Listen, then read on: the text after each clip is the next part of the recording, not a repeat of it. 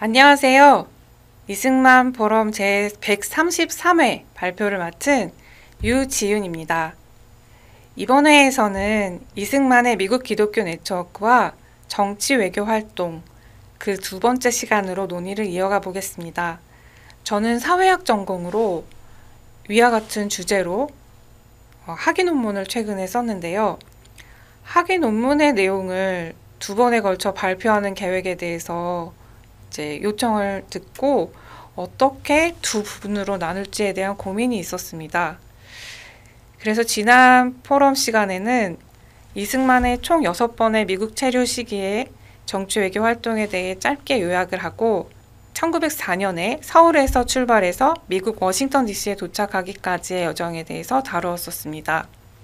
오늘 시간에는 이 1차부터 6차 시기까지의 그 내용에 대해 조금 더 자세히 나누고, 그리고 1954년도 이후에 그 이승만과 또 해리스 목사님과의 관계에 대해서 좀 더 자세히 논의를 이어가고자 합니다.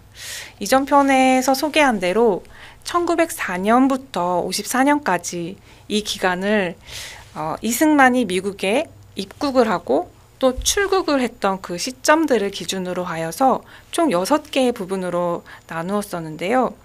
이렇게 미국에 입국하고 나서의 시간을 보낸 후에 또 다시 출국하기까지의 이 하나의 시기적 단위로 보았을 때 이 이승만이 미국에서 보낸 기간은 대한제국 시기에 한 번, 그리고 독립운동, 그러니까 1910년부터 45년까지 3번, 그리고 해방 이후 대한민국 수립 전까지 한 번, 또 대통령 재임기에 한 번, 이렇게 끊어서 볼 수 있겠습니다.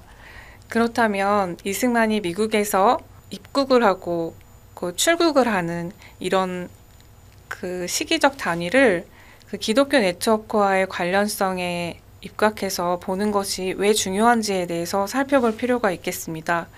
그것은 바로 이승만이 미국으로 향하기 전부터 만난 사람들하고 또 미국에 입국하고 정착하기까지 그 과정마다 만난 사람들에 대해서 살펴보다 보면 그 사람들이 기독교인들이거나 아니면 뭐 교회나 단체에 소속되어 있는 사람들의 경우가 많이 있습니다. 그렇기 때문에 이 사람들의 어떤 네트워크가 이승만이 미국에서 활동을 시작하고 또 마치기까지 직간접적으로 영향을 주었다는 것을 이제 가설로 설정을 하게 되었습니다. 지난 시간에 다루었지만 이승만이 1904년도에 미국에 갈 때 6분의 선교사들의 그 편지를 들고 갑니다. 소위 우리가 이걸 추천서라고 많이 부르기도 하는데요. 이 편지를 받는 사람들은 모두 다 미국에 거주하는 기독교인들이었습니다.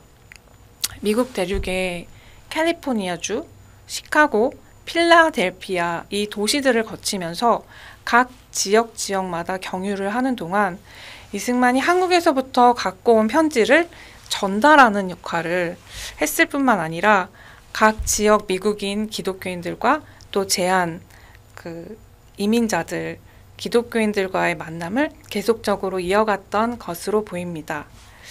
특히 이제 한국인으로서 이미 미국에 정착한 사람들, 또 미국인들 중에서 또 선교사들이나 목사님들은 이승만이 미리 미국에 도착할 것을 알고 마중을 나온 경우도 있었습니다. 이어서 1차부터 6차까지 그 이승만의 그 미국 체류 시기에 대해서 조금 더 자세히 살펴보도록 하겠는데요. 이승만의 제1차 미국 체류는 국제전쟁과 국내 전쟁의 치열한 폭풍 속에서 일구어진 그 러일 전쟁 시기에 시작이 되었습니다. 대한제국 밀사로서의 성격을 지니고 미국에 파견된 이승만은 크게 3가지 목적을 가지고 출발을 했었습니다. 첫 번째, 1882년 체결된 조미수어 통상조약이라는 국제적인 약속에 대한 이행을 촉구하는 것이었습니다. 이것을 미국 정부에 호소하고자 할 때에 두 번째, 국제정치의 이 중심지에서 서양 문물을 익히는 것을 통해서 교육이라는 큰 과업을 통해 한국의 독립을 준비하고자 했습니다. 또한 세 번째, 이 미국으로 가기 이전에 경험했던 이 한국 기독교 네트워크의 메시지를 전달을 하고 또한 그 전달된 메시지를 통해서 미국 기독교 네트워크를 연결을 하고자 하는 어떤 선교적인 목적도 있었다고 보여집니다.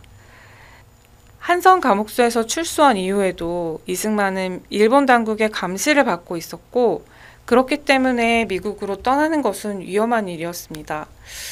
그럼에도 이러한 정치적인 자유를 향한 여정을 실현을 시켰고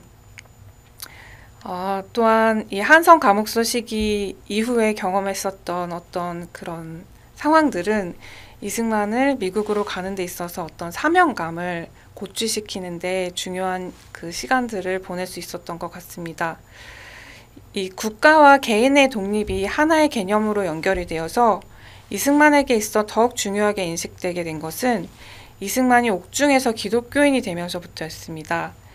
이 이승만이 기독교인이 되게 된 사건은 많은 사람들이 기존에 이제 개종을 했다고 표현을 하기도 합니다.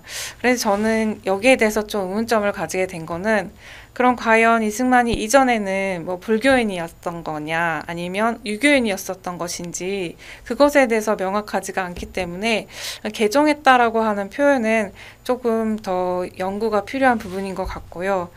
여튼 지금 이 기독교인이 된다는 것에 대한 의미는 종교적인 변화이기도 하지만 더 넓은 의미에서는 정치적인 변화이기도 합니다. 다시 말해 이승만에게 있어서 1차적으로는 개인의 정신적인 그리고 내면적인 속박의 상태가 기독교인이 됨으로써 자유의 상태로 변화되는 것을 의미를 하고요. 2차적으로는 당장 국권이 피탈당하게 생긴 이 위기 속에서 국가의 독립을 기독교 네트워크를 통해 이루고자 하는 정치적인 인식의 변화를 의미했습니다. 그래서 독립정신에 보면 마지막 부분에 그 기독교 입국론에 대해서 6가지 정도로 조목조목 정리를 해서 이렇게 서술을 해놓은 점도 참고를 해볼 수가 있습니다. 그가 옥중에서 기독교인이 되었던 순간에 자발적으로 종교적인 행동인 기도를 할 때 위에 2가지 종교적인 의미, 정치적인 의미를 그 내용에 포함시켰던 것입니다. 첫 번째로 자신의 목숨을 구해달라는 것, 두 번째로 국가를 구해달라는 것이었습니다. 이승만의 이러한 종교적인 행동은 이때부터 평생 지속되게 되는 것으로 보입니다. 1905년도에 루스벨트 대통령의 특사로 일본과 밀약을 맺는 역할을 했던 테프트 아시죠? 이 테프트가 대통령으로 재임을 했던 1910년도에 대한제국의 국권의 상실로 인해서 이승만을 비롯한 대한인들에게 이 한국인들에게 안타까운 현실을 직면하게 되었습니다. 테프트는 그런데 기독교와 민주주의에 대해서 또한 다음과 같은 생각을 갖고 있었다고 합니다. 제가 이 인용문을 짧게 읽어보겠습니다. 아무런 편견 없이 현대 문명의 동향을 살펴본다면 기독교 복음의 전파가 민주정치의 성장 안에서 현대 문명의 희망의 기초가 되었다는 사실을 모르는 사람은 아무도 없습니다. 기독교의 정신은 순전한 민주주의입니다. 하나님 앞에서 인간이 평등함과 법 앞에서 인간이 평등함을 의미하며 제가 알고 있는 한 인간이 지금까지 만든 정치제도 가운데 가장 하나님을 닮은 것이 민주주의라고 생각합니다. 그런데요, 이러한 테프트의 평등 정신과 민주정치 제도에 대한 이런 신념은 미국의 국내 정치에만 제한되어서 적용되었던 것으로 보입니다. 일본의 속국민 신세가 된 한국인들에게는 예외로 적용된 정치 이념이었던 것이지요. 정교 분리의 원칙에 따라서 미국 내부에서 소외되거나 억압받는 인종에 대해서도 대통령 개인의 신앙 고백과 정책은 분리되어서 적용되었을 것으로 해석이 됩니다. 러일 전쟁 중에 대한제국 외교 사절로 도미한 이후 이승만은 1905년 8월까지 딘스모어 의원, 헤이 국무장관, 루스벨트 대통령 등을 만나서 외교 활동을 전개했습니다.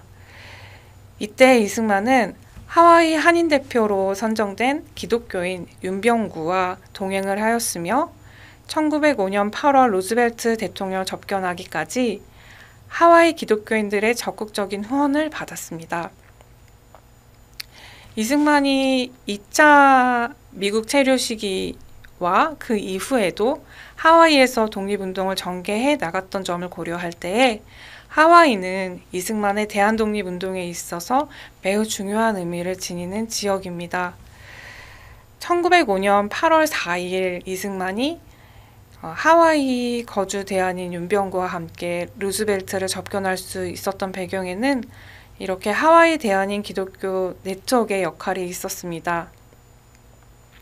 이승만과 윤병구를 만난 루즈벨트 대통령이 공식 외교 문서를 발송하라고 했었지만 이 대한제국 공사 김윤정은 이승만의 공문 발송 요청을 끝끝내 거부를 했고 김윤정 공사가 공문을 발송했다고 하더라도 당시 미국 정부가 기독교적 양심에 따라서 대한제국의 그 주권을 보장해 줄 것이라는 것은 기대하기 어려웠습니다. 이렇게 미국 정부가 현실적인 국제정치 논리에 따라 움직이는 동안 이승만은 미국 사회 기독교 네트워크와 계속적으로 연계를 하면서 일종의 외교 활동을 전개하기 시작했습니다. 비록 대학생 자격으로 이제 조지 워싱턴 대학에 편입을 하게 되는데요. 이게 대학생 자격으로서 정부를 대표하는 외교관으로 공식적인 외교관으로 활동하지는 못했지만 미국과 한국의 기독교인들을 연결하는 기독교 네트워크를 통해 미국 사회에 정착을 했으며 또한 대학교 과정과 하버드 대학 또 프린스턴 대학 이 대학원 과정을 인수하는 동안에 대한독립운동의 발판을 마련한 것으로 보입니다. 이 기간 동안에 이승만은 거의 매주 일요일마다 교회들을 방문한 것으로 나타납니다. 1905년부터 8년까지 주중에는 조지 워싱턴 대학과 하버드 대학 그리고 프린스턴 대학에서 공부를 하고 주로 주말에는 인근 교회를 방문하여서 예배를 참석하고 예배 시간 혹은 이후 모임 시간에 설교를 하거나 간증을 하거나 어떤 스피치를 하거나 그렇게 한 것으로 기록이 되어 있습니다. 이와 같은 경험은 미국의 역사와 문화를 익히고 또한 미국의 차세대 리더들과 교류를 하면서 개인적으로 어떤 교양을 쌓는 것도 있겠지만 또한 한국인으로서의 정체성을 지키면서 한국 기독교 네트워크를 알리는 선교적인 효과가 있었다고 보입니다. 1905년도에 커버넌트 장로교회에서 세례를 받았고 또 이승만이 이제 미국으로 처음 가기 전에 세례를 받지 않았었던 점을 또 참고할 필요가 있습니다. 제1차 미국 체류 시기에는 종교적인 어떤 민족주의의 특징이 강하게 나타난다고 분석을 해보았습니다. 이승만이 이 기독교 네트워크를 통해 이 대한 독립운동의 발판을 마련하는 것이 가능했던 결정적인 이유는 미국 정부의 정치 영역이 종교와 분리된 행정부의 형태를 보이지만은 반면에 시민사회 영역에서는 정치활동과 종교활동이 분리되지 않고 비교적 자유롭게 행동할 수 있는 그 시민의 권리가 있었기 때문입니다. 1907년 조지 워싱턴 대학교 학사가 되기까지 미국 동부 지역 교회 및 기독교 단체 등을 순회하면서 기독교 예배 및 행사 등의 자리에서 어떤 자신의 의견들을 이렇게 개진을 할 때에 이러한 이승만의 활동을 세 가지 차원으로 분석을 해보았습니다. 첫 번째, 미국 시민들 앞에서 한국 문제에 대해서 알림으로써 민간 영역에서 정부 간의 관계에 영향을 미치는 어떤 공공 외교적인 함의가 있었습니다. 두 번째, 한국의 전통과 역사를 소개하고 중국이나 일본과는 구별이 되는 문화적인 정체성을 바로 알리고자 하는 문화 외교적인 성격이 있었습니다. 세 번째, 대한제국에서 활동하는 미국인 선교사들의 활동상을 통해 자신과 같은 기독교인이 생겨나고 그들의 제한 선교 활동을 지속적으로 후원할 수 있도록 어떤 선교 외교적인 활동을 이어갔다고 보여집니다.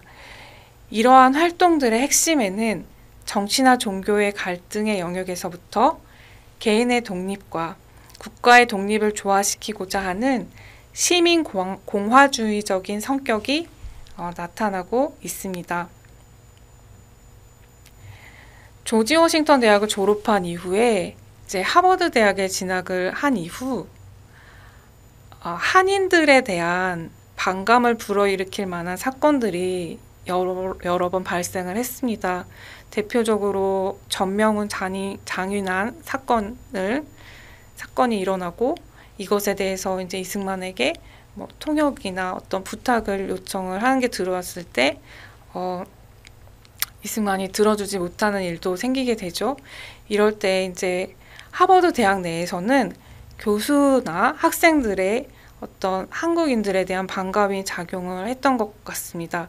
그래서 이승만이 이 시기에 어떤 소기의 목적을 달성하기는 어려웠던 것 같고요. 그 당시 하버드 대학교에 합리주의의 영향이 있었는데요. 이러한 영향은 비교파화를 확장을 시켰다고 해요. 이럼으로써 하버드 대학에서 공부하는 이승만이 이제 신앙적인 위기를 맞을까 하여 우려하는 지인들도 있었다고 합니다.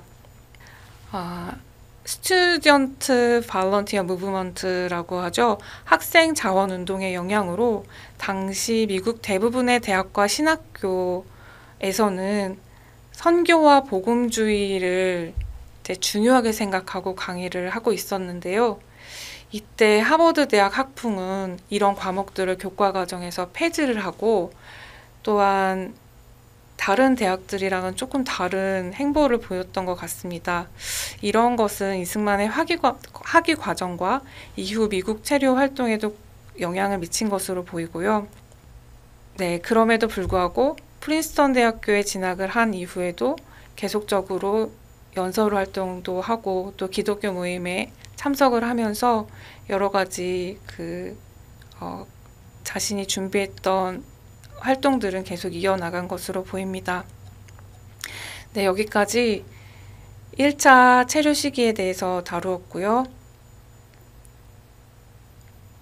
이승만의 제2차 미국 체류 시기는 1912년부터 1920년까지고요. 1910년 일제에 의해서 대한제국이 병합된 직후 시작이 되었습니다. 일제가 대한제국을 병합해서 조선으로 격화한 이후에 백오인 사건이 발생을 하자 이승만은 신변의 위협을 느꼈고 미국 체류를 추진을 하기 시작했습니다. 감리교 해리스 감독의 도움을 받아서 미국에서 개최되는 미네아폴리스라는 곳에서 개최되는 감리교 대회에 한인 기독교 대표로 참석한다는 명분이었습니다. 여기에 이제 참석을 한 이후 1913년에 하와이로 이주한 이승만은 가장 먼저 한국교회 핍박이라는 책을 저술을 합니다. 이 책은 백오인 사건과 관련한 일제 지배의 실상을 소상히 서술한 것이었습니다. 이것을 한국어로 써서 이 당시 미국에 있는 한인들이 실상을 파악할 수 있도록 기독교 네트워크를 통해 전파하고자 했던 것 같습니다. 또한 이승만은 태평양 잡지 등의 순한국어로 된 정기 간행물을 발간을 하여서 재미 한인들이 민족의식을 계속적으로 유지할 수 있도록 또한 독립정신을 가질 수 있도록 계도하는 데에 노력을 기울였습니다. 그가 국내와 국외에서 구축했던 이러한 기독교 네트워크는 이전 시간에도 간략히 언급을 했었는데요. 3.1운동 이후에 새로운 힘을 발휘하게 됩니다. 미국의 기독교인들이 이런 일본의 3.1운동에 대한 가혹한 탄압에 대해서 공명을 할 수 있었던 것은 이러한 이승만의 활동에 힘입은 것이 아닌가 싶습니다. 이승만은 파리 평화회의에 참석하기 위해서 노력하는 한편 또한 기독교 네트워크를 활용해서 미국에 거주 중인 서재필과 연합을 하여 필라델피아 대한인 총대표회의를 조직을 했습니다. 또한 파리 평화회의 의장을 맡은 우드로 윌슨 미국 대통령과의 네트워크를 배경으로 대한민국 임시정부 대통령에 선출되었습니다. 이 시기부터 이승만은 미국 정치계의 전면에 나서며 종교적인 민족주의와 세속주의의 긴장감 속에서 한국 독립 외교 활동을 더욱 활발히 진행해 나간 것으로 보입니다. 대한민국 임시정부 대통령으로서 구미위원부의 역할을 강화시킴과 동시에 한국 친우회, 리그 오브 프렌드 오브 코리아의 한국 명칭이죠. 한국 친우회를 미국의 각 지역으로 확대해서 조직하는 과정을 통해서 기독교 네트워크를 적극적으로 활용을 했습니다. 이러한 이승만의 활동은 이 시기를 통해서 전반적으로 더 확대가 되고 있는데요. 1915년도에 이승만이 어떤 책에 등장을 합니다. 그 책 제목은 Come Live in Service. 제가 그냥 한국어로 번역을 해보면 어떤 복역 중인 어떤 사역 중인 동지들이라고 볼 수 있겠는데요. 여기에 어떤 한 챕터에 이승만에 대한 이야기가 나옵니다. 그 챕터 제목은 An Ambassador in Change입니다. 이 책이 엮여서 나오게 된 배경에는 YMCA를 중심으로 이루어진 미국의 기독교 네트워크가 있었습니다. 이승만의 한국 한성 감옥서에서 경험한 그 옥중 경험이 이 시기에 출판물로 만들어지기까지 이승만의 기독교 네트워크하고 또 이승만의 사상적인 어떤 관계가 드러나는 것으로 보입니다. 이 책은 미국 캐나다 지역 뉴욕 지부 선교교육운동본부에서 발행을 한 것이고 이 책을 엮은 사람은 마가렛 버튼입니다. 이 버튼은 서문에서 셔우드 에디 선교사나 존스 목사 등 여러 인물들의 도움을 받아서 자료를 수집했다고 밝혔는데요.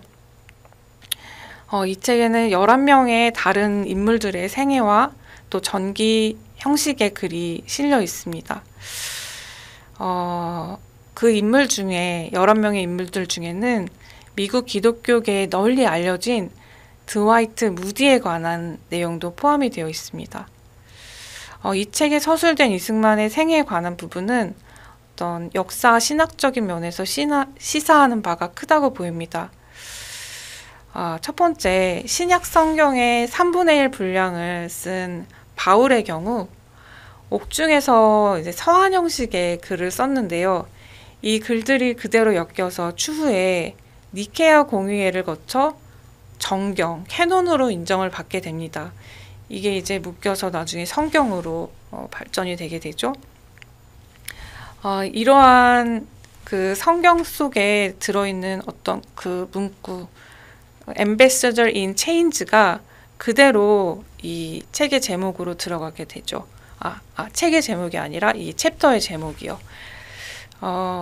두 번째, 여기에 포함된 이승만의 옥중 회심과 관련된 내용은 대한제국이 되게 암울한 상황을 겪고 있었던 것을 은유적으로 대변해주고 있는 것 같습니다. 대한제국이라는 거대한 이제 공동체가 주변 강대국들에 의해서 이렇게 사슬에 묶여있는 것과 같은 상황을 이승만이 옥중에서 경험했던 어떤 극적인 회심과 기독교 전도 및 교육 활동이 이런 마가렛 버튼이 쓴 교재 형식의 저술을 통해서 YMCA 전 지부에 알려지게 되었다는 점을 추정해 볼 수 있습니다. 이 저서는 YMCA 국제 네트워크의 규모를 감안을 할 때 이 매체의 활용도가 무척 높았을 것으로 추정이 됩니다. 한편 1918년도에는 이승만이 주도를 해서 설립된 하와이 한인 기독교회가 있습니다. 이 하와이 한인 기독교회는 1919년도에 민차노 목사가 부임함으로써 그 교회의 기틀이 세워지게 되는데요. 이 초대 목사로서 사병춘이라는 목사님이 약 10개월간 심우하신 이후였습니다.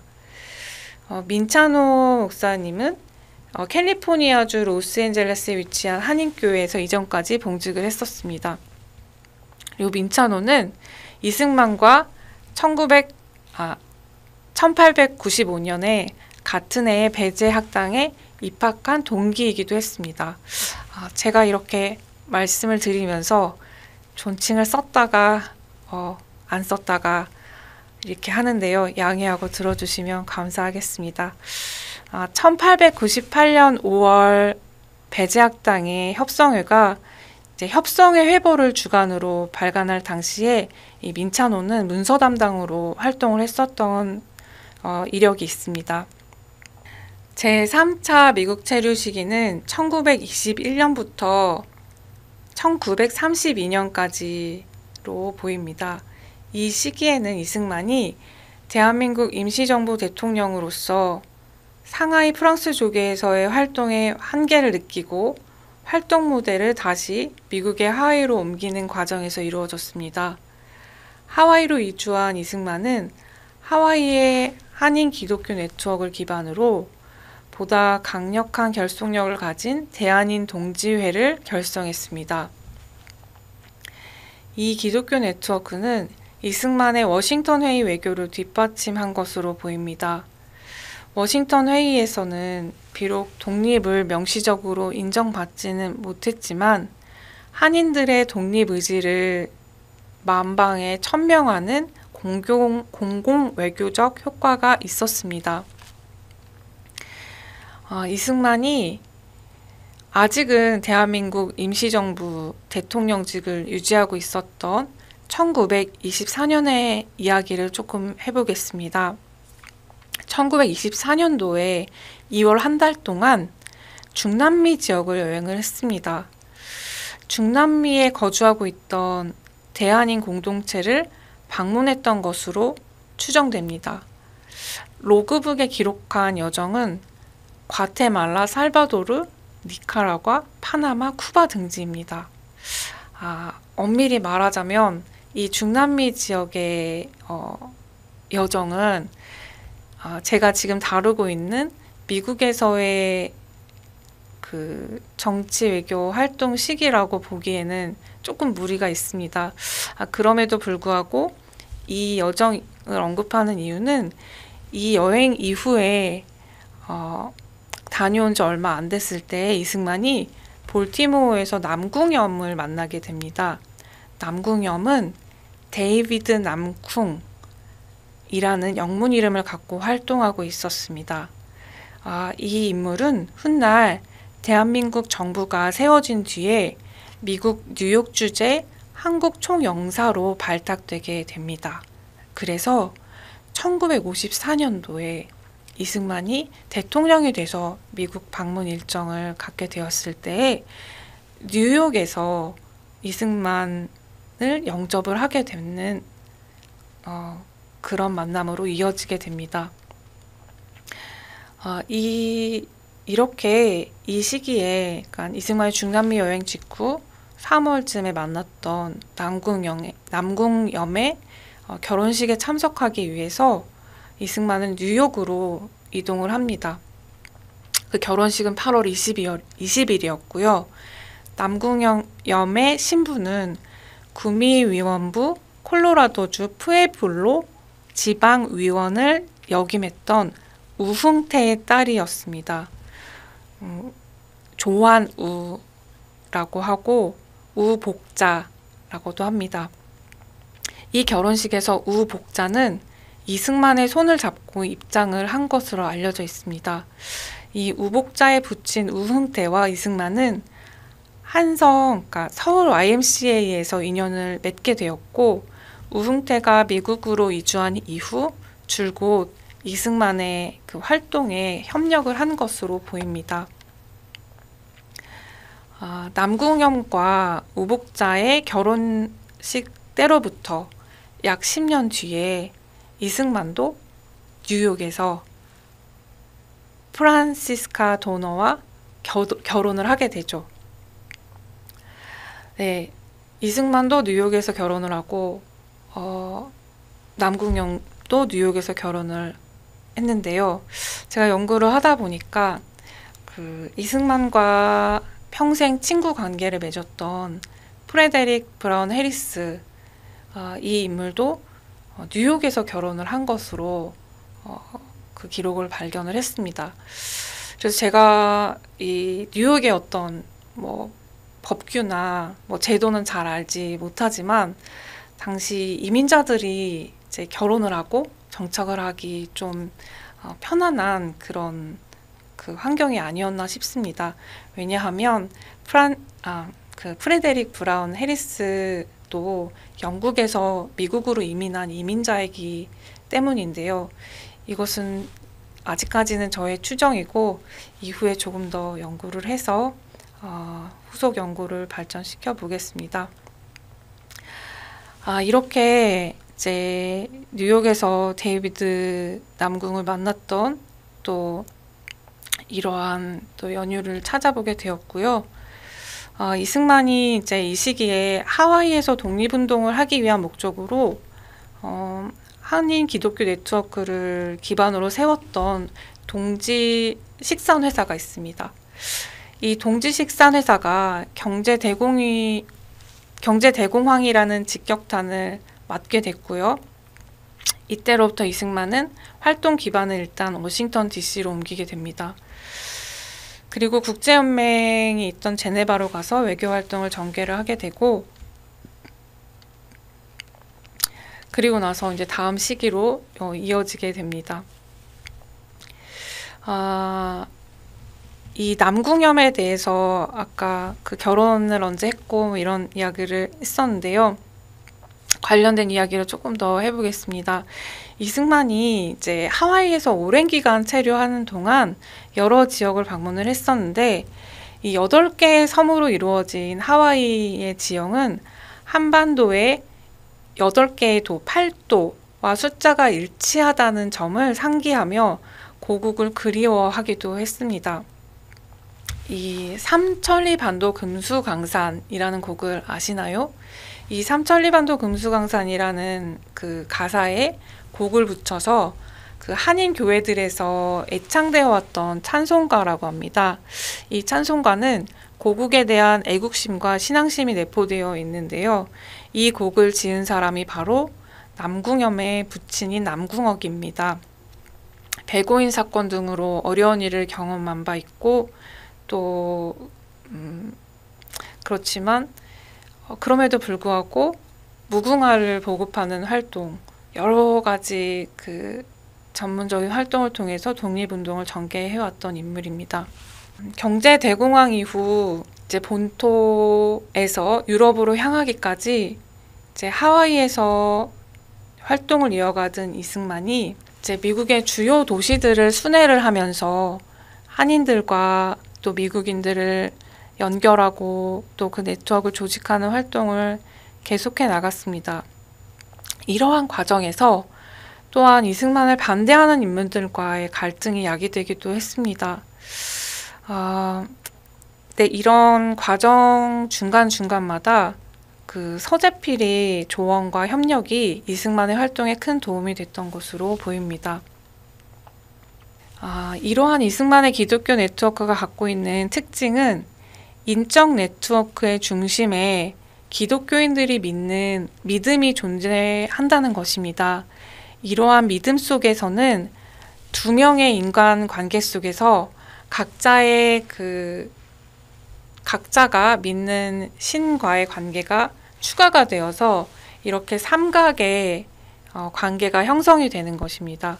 이러한 인적 관계를 자본으로 간주하고 있는 사회학 그 분야에서 사회자본 연구에서는 이러한 종교적인 믿음을 연구의 범위에 포함시키지 않았었습니다. 이러한 측면에서 저는 이 연구를 통해서 그 이승만이 교류한 기독교인들이 남긴 자료들을 통해서 그 자료 속에 등장하는 기독교적인 영향이 어떠한 것인지, 또한 그 기독교 네트워크가 가진 중요성이 무엇인지, 또한 이것이 사회학적으로 사회자본 연구로까지 이어질 수 있는 것인지, 또한 이것이 한미 관계에는 어떠한 영향을 미쳤는지, 이렇게 다각적으로 질문을 던지면서 연구를 해 나가고 있습니다. 이어서 이제 다음 시기로 넘어가 보겠습니다. 제4차 미국 체류 시기는 1933년부터 1945년까지로 보았습니다. 만주 사변 이후에 제네바 국제연맹에서의 외교활동, 그리고 모스크바를 방문을 했었죠. 이러한 활동들을 마치고 다시 미국으로 돌아오는 과정에서 이루어졌습니다. 제네바에서의 국제연맹 외교를 마치고 나서 소련 비자를 취득을 했습니다. 소련 비자를 취득을 하고 모스크바를 방문했던 이승만은 그 당시에 소개의 목적을 달성하지 못했습니다. 그래서 다시 미국으로 돌아오게 되죠. 만약에 그 모스크바에서 어떤 계획했던 것을 달성을 했다면 미국으로 가지 않고 그곳에서 좀 더 머물렀을 수도 있겠습니다. 그런데 이승만은 방문한 당일 모스크바 공산당국에 의해서 추방이 되게 되죠. 그렇지만 이 시기에 이제 평생 반려자가 될 도너를 만나고 또 함께 하와이로 이제 이주를 해서 기독교 네트워크를 배경으로 교육 운동을 전개해 나가게 되죠. 프린스턴 대학교에서 이제 박사학위를 받게 되는데요, 이승만이. 아까 2차 체류 시기, 1차 체류 시기에 해당되는 것 같습니다. Neutrality as Influenced by United States라는 제목으로 논문을 썼던 이승만은 미국 건국 시기 초기에 청교도적이고도 또한 성경의 덕목을 중시하는 기독교적인 전통이 살아 있었던 역사적인 배경을 인식하고 있었습니다. 그렇기 때문에 1941년도에 이제 이승만이 재팬 인사이드 아웃이라는 책을 쓸 때는 여기에 이제 미국이 조미수어 통상 조약이라는 그 약속을 통해서 조선과 맺은 약속을 스스로 무너뜨렸고, 이 약속을 무너뜨린 결과는 무서운 재앙이 되어서 돌아올 것이라는 그런 메시지를 담고 있습니다. 이 책이 이제 1941년도에 이제 출판이 되었고, 같은 해 12월에 일본의 진주만 포격으로 인해 미일 전쟁이라는 현실로 다가오게 됩니다. 네, 이 시기에는 이제 특히 1941년 이후 42년도에는 이 독립운동을 위한 어떤 전환점이 되는 시기였던 것 같습니다. 이때 이제 1942년도에 2월 말부터 3월 초까지 3.1운동을 기념을 해서 대한인 자유대회가 개최가 되게 되죠. 그래서 이때 이제 파운드리 감리교회 담임 목사였던 프레데릭 해리스, 또 스테거스 윌리엄스, 허버트 밀러 등의 이러한 미국인들이 함께 참여를 하고, 또한 한국인들도 많이 참여를 해서 약 100명이 넘는 사람들이 라파예트 호텔과 또 파운드리 교회 등 이런 장소를 옮겨가며 모임을 진행을 하게 됐습니다. 이때 이 활동이 참 활발하게 이루어질 수 있었던 배경에는 이전 시기부터 이승만이 미국에서 구축해 두었던 미국의 그런 네트워크가 크게 작용을 했던 것 같습니다. 당시에 이제 42년도에 한미협회가 결성이 되게 되고, 이제 처음 이사장으로서 해리스 목사가 선임이 되게 됩니다. 그리고 이제 기독교인 친환회가 가 또 만들어지는데요. 이 기독교인 진안회는 이제 좀 전면적으로 나서서 정치 활동을 하기 꺼리는 미국인들을 대상으로 미국인 기독교인들을 좀 섭외를 해서 한국 독립운동을 도와달라는 그런 목적으로 이렇게 결성이 되었던 것으로 보입니다. 1945년도에 이제 샌프란시스코 회의를 앞두고 루즈벨트 대통령, 아까 1905년도 그 1차 시기는 시오도어 루즈벨트고 여기서 이제 프랭클린 루즈벨트 대통령이 이제 갑작스럽게 이제 서거를 하게 되죠. 이제 급서하게 된 이 대통령에 이어서 트루먼이 대통령이 되었을 때 이승만의 이러한 미국 기독교 네트워크는 본격적으로 힘을 발휘하기 시작했습니다. 이승만이 출석하던 교회에 파운드리 감리교회 담임인 해리스 목사가 1942년부터 상원 원목으로 이제 그 봉직을 하게 됨으로써 한국 문제와 관련해서 이 트루먼 대통령에게 이제 외교적인 역할을 간접적으로 수행을 했던 것을 발견을 하게 되었습니다. 제가 학위 과정 중에 이 해리스와 이승만 이 두 인물 간의 관계에 포커스를 맞춰서 김명석 교수님과 공동으로 저술했던 그 학술지 논문에 이와 관련된 내용이 좀 자세하게 서술이 되어 있습니다. 이 시기에, 그러니까 1945년도에는 아직 이승만이 워싱턴 DC에 머물고 있었죠. 이때 해리스 목사가 트루먼에게 샌프란시스코 회의에 가 있는 그 이승만을 좀 도와주라는 그런 내용의 편지를 보내게 되고 트루먼이 그 편지를 읽어보고 해리스한테 답장을 보내게 되고 이러한 이승만과 해리스와 트루먼의 이런 삼각 동맹이 해방 이후에 좀 더 긴밀하게 발전이 되게 됩니다. 1945년 8월 27일에 이승만이 미국 트루먼 대통령한테 전보를 보냅니다. 짧지만 이 한국의 역사적인 상황에 대한 이승만의 생각이 담겨 있습니다. 한국의 완전한 독립, Complete Independence of Korea를 미국 사회가 주지하도록 도와달라는 의도에서였습니다.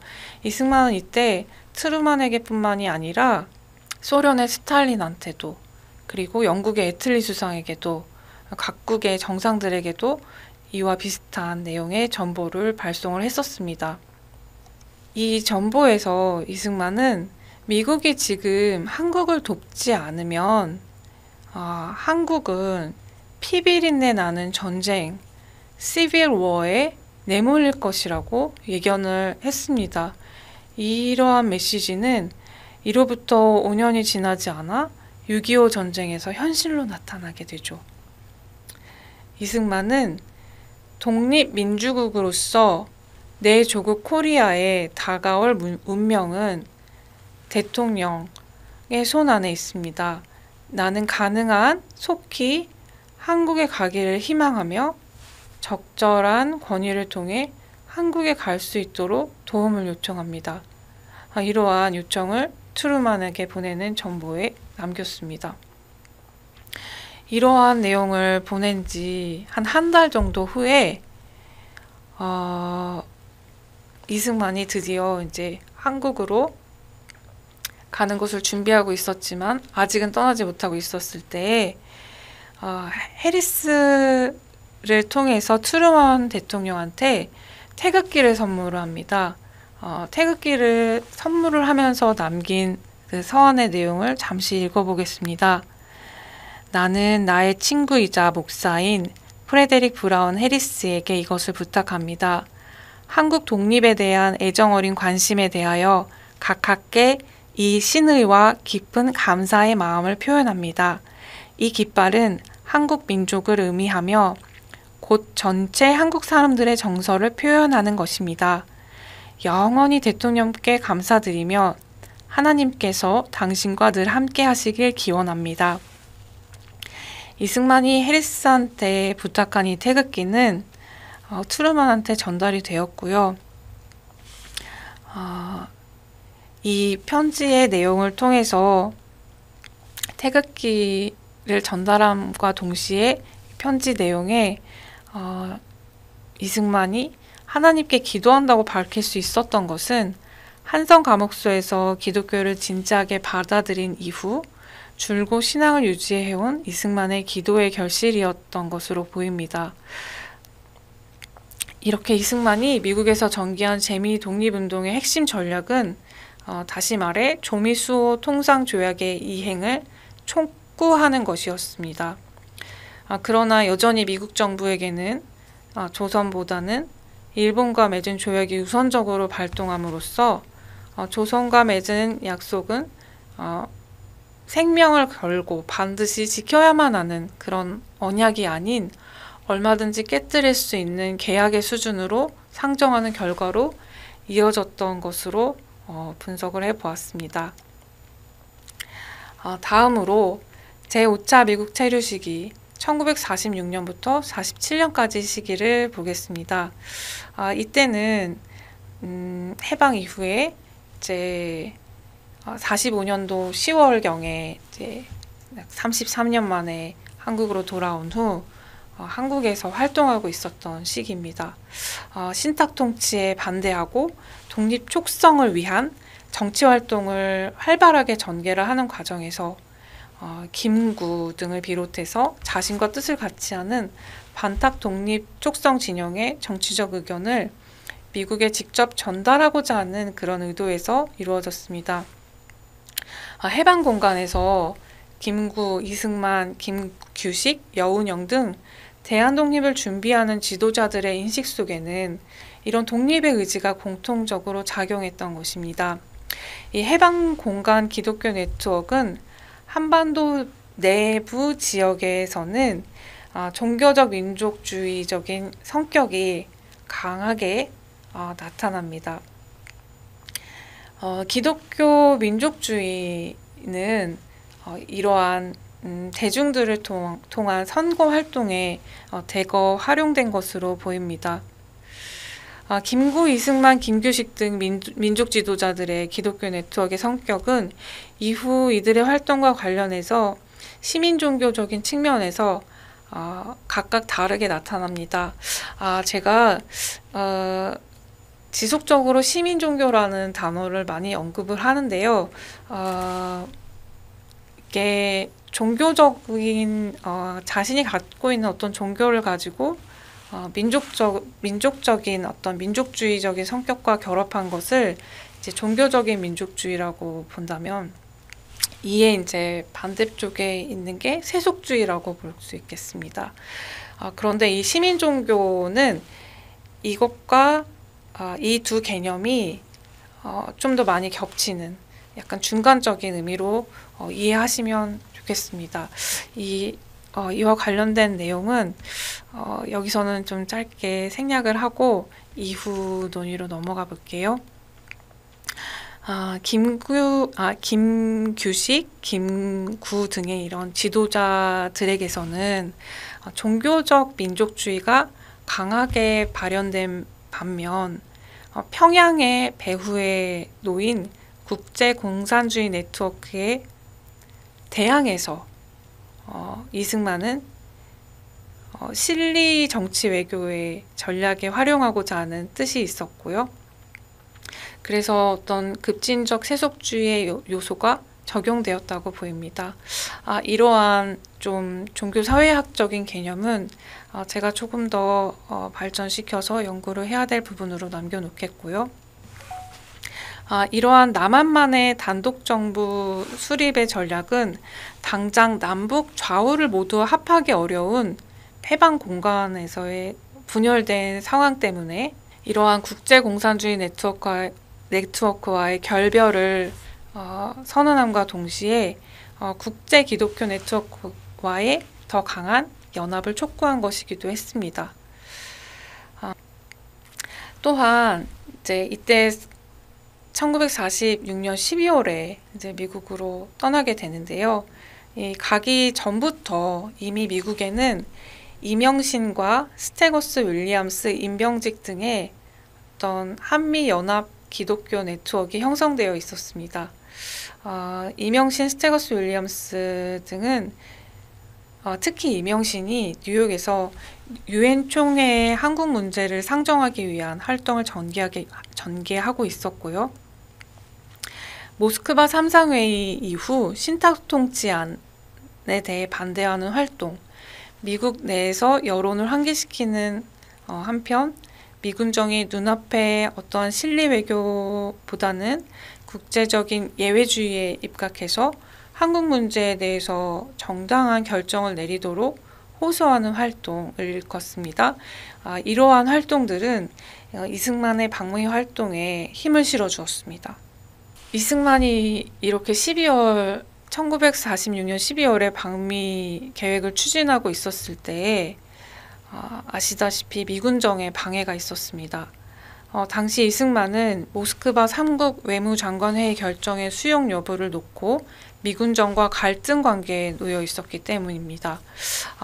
미군정의 방해 공작을 타개하고자 이승만은 동경에 있는 메가더 장군에게 그의 군용기를 김포 비행장으로 파견해 주기를 요청했습니다. 이 방법이 적중을 해서 1946년 12월 4일 이승만이 탑승한 메가더의 군용기가 김포에서 동경으로 운항을 하게 되고 이승만은 성공적으로 출국을 하게 됩니다. 메가더의 도움으로 미국 노스웨스트 항공편을 이용해서 이승만은 1946년 12월 7일에 미국 워싱턴 DC에 도착하게 됩니다. 워싱턴 DC에 도착하자마자 칼튼 호텔에서 전략 대책 회의를 추진을 하게 됩니다. 여기에 이제 참여한 구성원들의 역할은 이 회의를 통해서 어떠한 전략이 담긴 건의서를 작성을 하게 되고 이 건의서가 미국 정부에도 전달이 되게 되고 이런 과정을 통해서 이승만이 미국에서 이 5차 체류 시기에 하는 활동이 점점 더 다각화되게 됩니다. 이 전략대책 회의에는 이명신도 있었고 임병직도 있었고 올리버 또 미군정에서 법무 관련 일을 했던 우달도 있었고 스테거스나 윌리엄스, 해리스 박사도 포함이 되어 있었습니다. 이 시기에 올리버는 이승만의 향후 독립 성취를 위해 전략적으로 고용이 되었습니다. 그래서 주요 외교적인 문서들을 다루고 또한 미국에 대응하는 전략을 수립하는 데 전력을 다하였으며 또 스테거스나 윌리엄스는 이 건의서를 국무부 및 언론계를 대상으로 적절히 전달을 하고 또 한국 문제 해결을 위해서 적극적으로 홍보하는 활동을 했습니다. 스테거스와 윌리엄스가 이승만이 도착하기 약 3개월 전에 뉴욕에 있는 이명신을 만났는데요. 이명신은 민주위원 대표로 국제연합 총회 참석을 위해서 활동을 하고 있었습니다. 이명신이 엘리노 루스벨트 여사의 도움을 받아서 트레기브리 사무총장을 만났던 터였습니다. 실질적인 도움이 필요했던 거죠. 그래서 스테거스와 윌리엄스에게 도움을 요청을 합니다. 그래서 워싱턴 DC에 있었던 스테거스와 윌리엄스가 1946년 10월에 이명신을 찾아와서 도움을 준 덕분에 이명신은 펜실베니아 호텔에 본부를 설치할 수 있었습니다. 이와 관련된 또 네트워크, 또 어떤 또 기록들, 또한 어떤 사건들 말씀드리고 싶은 것들이 많이 있습니다. 그러나 좀 넘어가서 해리스와 트루만과 이승만에 관련된 이야기로 좀 더 이어가 보겠습니다. 해리스는 이승만이 방미하기 직전부터 트루만 대통령과 이승만을 만나게 하고자 하는 계획을 추진을 했었습니다. 그런데 백악관과 국무부의 반대로 실현이 되지는 못했었는데요. 이렇게 5차 이승만이 미국에 방문했을 때에도 이와 비슷한 활동을 계속하게 됩니다. 실제로 이때에 이승만이 미국에 올 때쯤에 해리스가 그 트루만 대통령 비서실에 여러 번 컨택을 해서 이승만이 트루만과 만나야 된다라고 그렇게 요청을 했었던 그 편지 기록이 남아 있습니다. 그런데 이것이 이제 트루만이 보기는 했지만 실제로 그게 이 만남이 성사되지는 않았었고요. 이 방법으로는 이제 실현이 되지는 않았지만 해리스는 파운드리 교회에서 발행하는 파운드리 팩츠라는 간행물에 한국에 관련된 글을 게재하고 이 글이 실린 이 파운드리 팩츠를 트루만 대통령을 비롯한 미국 정치 및 종교 관련 지도자들에게 배포를 하는 활동을 했습니다. 근데 공교롭게도 이 1947년 초반부터 약 2년 동안 해리스는 이 시기에 상원 원목직에서 물러나 있는 상태였습니다. 그리고 나서 49년에 다시 이제 복귀를 하게 되지만 여튼 이 시기에 이제 상원 원목직에서 물러나 있는 상태였기 때문에 좀 조심스러운 상황이기는 했지만은 그럼에도 불구하고 상원 의원들이나 또 대통령에게 지속적으로 서한을 보내는 등의 활동을 통해서 이승만의 독립운동을 도와주는 활동을 지속했습니다. 이 5차 이승만의 미국 체류 시기, 이 이승만의 방미 활동은 당시에 이제 바로 좋은 결과로 나타나지는 못했습니다. 그래서 이승만의 이 방미 외교가 어떤 성과가 있었느냐라고 회의적으로 보는 연구들도 많이 나와 있습니다. 그렇지만 이때 당시에 이승만이 구축해두었던 어떤 네트워크, 제가 지금 보고 있는 기독교 네트워크들은 이후 1948년 유엔 감시하에 총선거가 개최된 이후 48년 7월에 이제 이승만이 초대 대통령에 취임을 하게 되고 국가가 수립이 된 이후에 그 이후에도 계속적으로 네트워크가 작용을 하게 되는 것을 볼 수가 있습니다. 미국의 정치와 종교는 전통적으로 분리가 되어 있는 시민 종교적인 성격을 띠고 있었으므로 해리스가 대통령이나 상원 의원들에게 서한을 주고받는 이런 활동은 조심스러운 일이었습니다. 그럼에도 불구하고 해리스가 상원의원한테 보낸 서한을 보면 코리아 문제에 대해 이제 청탁을 하면서도 최대한 부담을 주지 않으려는 조심성이 읽혀집니다.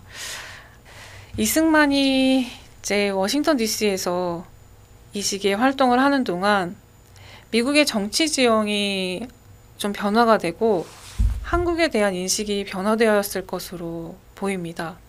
워싱턴 포스트 신문은 1947년 3월 28일자에서 미국의 영향력 아래에서 남조선을 자력으로 독립시키고자 하는 미국 정부의 정책을 지지하는 기사를 게재했습니다.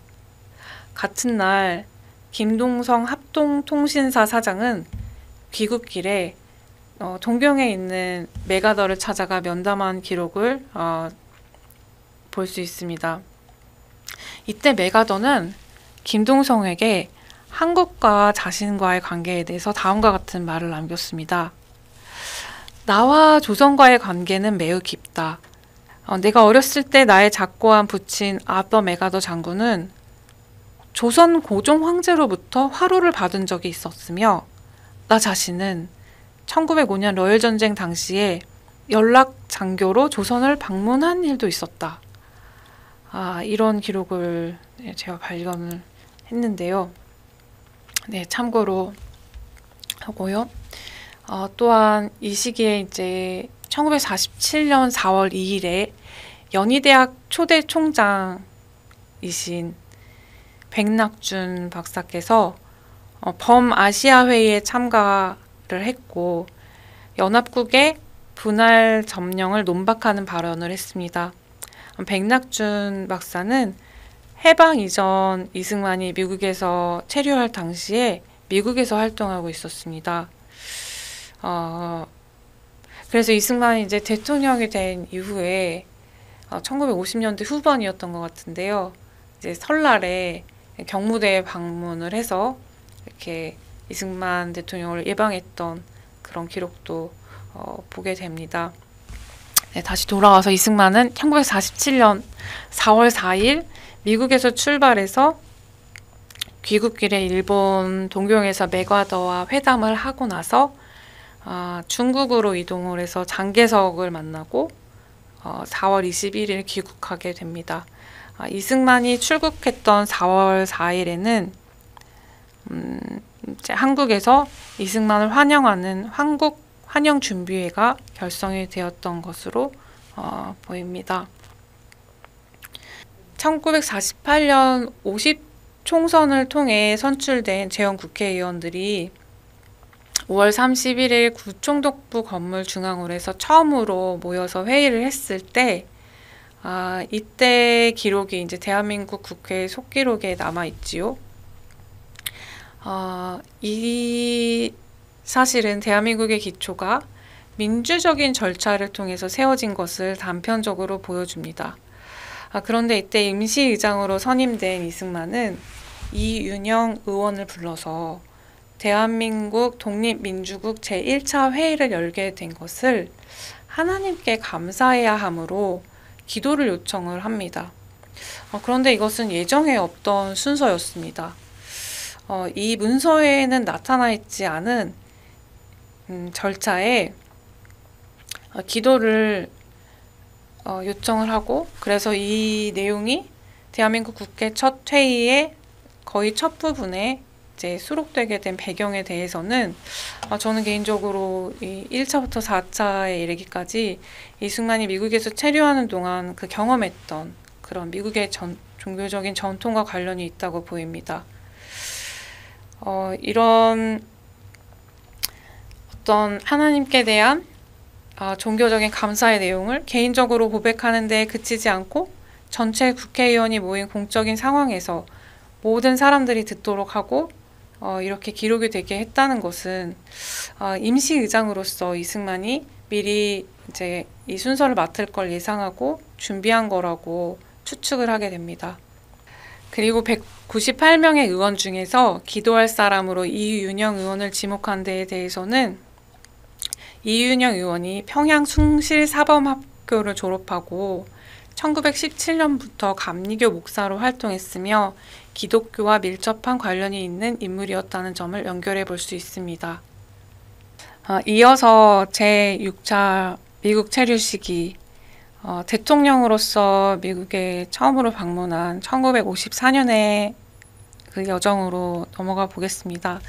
이 시기를 미국 체류를 했다고 보기에는 좀 어색한 점이 있다고 보여집니다. 그렇지만 제가 이제 연구의 일관성을 유지하기 위해서 일단은 미국 체류 시기라고 명명을 했었고요. 이 대통령으로서 미국의 국빈으로 방문한 외교 일정은 그렇게 길지는 않습니다. 약 2주 정도의 기간인데요. 이승만 대통령은 6.25 전쟁 정전협정 체결 이후에 한국이 이제 통일을 해야 된다는 것을 목적으로 다각도로 전략을 모색하고 있었습니다. 그래서 미국의 정치인들과 계속적으로 대립을 하고 있었고요.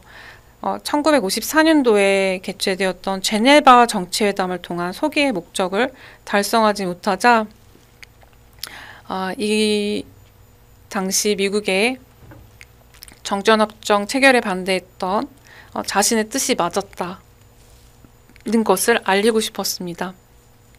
대통령 취임한 후에 6.25 전쟁이 일어나고 또 정전 이후에 이제 이승만의 속내를 간파하고 있었던 아이젠하워 대통령은 또한 이승만을 회유하고자 하는 목적이 있었습니다. 그래서 54년 이전부터 54년부터도 이승만을 미국으로 초청하고자 하는 그런 뜻을 밝힌 적이 있었는데 당시에는 이승만은 이것을 거절을 했었고요. 54년이 되어서 이제 방문을 하게 됩니다. 1954년 7월 26일부터 시작한 이 19일간의 여정은 8개의 도시를 순방하는 일정으로 채워졌습니다. 워싱턴 DC, 뉴욕, 필라델피아, 시카고, 미주리주 캔자스시티, 캘리포니아주의 로스앤젤레스와 샌프란시스코를 순방하고 나서 이제 하와이에 있는 호놀룰루에 경유를 하고 그리고 이제 돌아오게 되는 일정인데요. 이때 이제 워싱턴 DC의 일정을 모두 마친 후에 뉴욕으로 이동을 했다가 일요일 날 이제 파운드리 감리교회 예배에 참석하기 위해서 다시 이제 워싱턴 DC로 돌아오게 됩니다. 파운드리 감리교회하고는 특별한 인연을 갖고 있었기 때문에 일부러 이제 이 일정을 마련한 것으로 보이고요. 이 교회에서 이제 해리스 목사뿐만이 아니라 노을랜드 상원의원, 벤포리트 장군 등과의 재회를 하게 되었고, 이분들한테 이제 뭐 대한 독립을 위해서 도움을 준 미국 기독교 네트워크 전체에 감사의 마음을 표현을 하기도 했습니다. 그리고 나서 이제 일주일 후에 샌프란시스코에 갔을 때도 또한 일요일이었을 때 그때는 이제 샌프란시스코에 위치한 미국 그 한인 감리교회에 방문해서 거기서 또 예배를 참석을 했다는 기록을 볼 수가 있는데요. 그래서 제가 그 찾은 바에 의하면 파운드리 감리교회와 샌프란시스코에 있는 그 한인 감리교회 그리고 이제 하와이에 가서는 그 1918년도에 이승만이 설립했던 한인 기독교회를 잠시 방문을 했습니다. 이 한인 기독교회를 방문했을 때는 또 동지회 터를 찾아가기도 했고요. 이 워싱턴 DC에서 이 대통령으로서 방문을 해서 활동하는 기간 중에 아이젠하워 대통령과의 그 정상회담에서 이제 얼굴을 붉힐 만한 의견이 맞지 않아서 그런 순간도 있었다고 하고 비록 당시에 이제 통일 계획과 관련된 소기의 목적을 달성할 수는 없었지만 저는 이 54년에 이 이승만의 미국 방문의 시간이 이전에 제1차부터 제5차까지 그 미국에서 체류했던 기간 동안에 그 대한 독립 활동을 다 도합해서 어떤 절정에 해당하는 시간이었다고 보여집니다. 그래서 이 54년에 방문했었던 도시들을 간 이유가 이전에 활동했었던 어떤 그 관계와 지역과 관련이 있기 때문에 그것을 선정을 해서 간 것으로 보입니다. 그래서 이렇게 지켜지지 못했던 조미수호 통상 조약의 약속은 이 시간들을 거쳐서 미국의 6.25 전쟁 파병과 또한 1953년 한미 수호 방위 조약의 체결을 통해서 복원된 것이 아닌가 싶습니다. 이 시기에 이제 해리스 상원 원모뿐만이 아니라 카톨릭계 지도자 스펠만 추기경 그리고 미국 유대교 지도자인 셀리그손 랍비 등과 교류를 통해서 이 방문 시기에 미국 기독교 네트워크 그리고 종교 네트워크의 관계가 좀 재조명이 필요한 부분이라고 보입니다.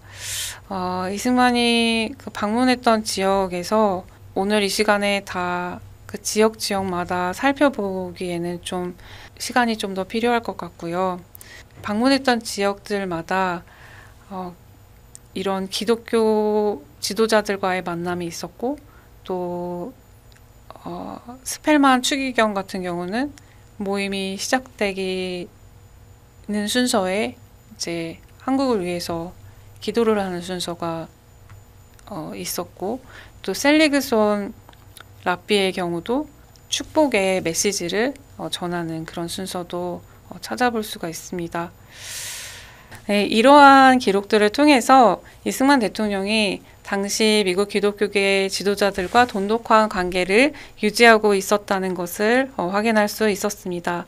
이런 관점을 통해 자신이 기독교 네트워크를 하나의 축으로 해서 한국과 미국의 정치 외교 활동에 적용을 하고, 또 그런 관계를 통해서 한미 관계가 지속적으로 동맹의 관계로 유지될 수 있도록 중요한 역할을 했던 것 같습니다.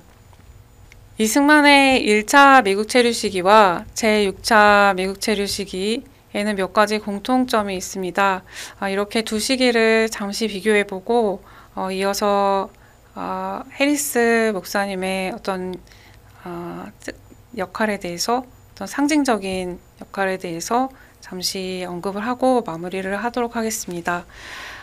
첫째로 이 1차 체류 시기와 6차 체류 시기는 한국의 주권이 있었던 때라는 점입니다. 1904년 대한제국 광무 8년은 20세기의 첫 번째 윤년이었고, 1954년은 대한민국이 수립된 지 얼마 안 되던 이제 때였습니다. 두 번째로 이승만의 첫 미국 방문 기간 중이었던 1905년도와 1954년도 여름은 이승만이 미국 현직 대통령들을 만났던 시기라는 점에서 공통점이 있습니다. 1905년에는 루스벨트를, 1954년에는 아이젠하워를 만났죠. 공교롭게도 1905년은 러일 전쟁 종전 다음 해였고, 54년은 6.25 전쟁 정전 이후 1년이 지난 시점이었습니다. 세 번째로 이 두 시기에 미국 대통령을 알현했다는 공통점도 있지만, 방문했던 혹은 경유했던 미국의 지역들에서도 유사성이 발견이 됩니다. 각각 지역을 방문했을 때에 만났던 미국인들, 그리고 재미 한인들 중에서 기독교인들의 도움을 많이 받았고, 그 관계성들을 통해서 당시 방문 목적이었던 대미 외교 활동을 활발하게 이어갈 수 있었던 것으로 보입니다. 이승만의 미국 체류 시기 활동을 통한 외교 네트워크를 통해 이렇게 검토를 해보았을 때 그 중심에 미국의 정교분리 원칙을 기반으로 한 시민종교적 특성이 있었음을 살펴보았는데요. 시민종교의 정치와 종교가 교차하는 교집합의 중심에 원목제도가 있었다는 상징적인 의미를 부각하고자 했습니다. 요약해보자면 해리스 상원 원목의 정교 분리에 따라 직접적인 정치 활동을 할 수 있는 권한은 없었지만, 상원 원목의 직책을 수행을 하면서 형성하게 된 미국 정치인 기독교 네트워크를 통해서 간접적으로 정치 활동에 영향을 미친 것으로 보입니다. 지금까지 살펴본 바와 같이 첫 도미 여정 때부터 이승만이 미국을 기반으로 추구했던 자유와 독립은 기독교 네트워크와 관련이 깊었습니다. 이승만은 개인적 신앙으로서의 기독교와 시민종교로서의 기독교를 기반으로 한국과 미국을 연결시키는 활동을 전개했습니다. 저의 연구에서 이론적 배경으로 삼았던 네트워크와 종교 사회학적인 개념은 이승만의 방미 여정을 따라가면서 조금씩 언급을 했습니다만, 학술적으로 후속 연구를 통해 조금 더 발전시켜 보도록 하겠습니다. 지금까지 2회에 걸쳐 저의 발표에 경청을 해주셔서 감사를 드립니다.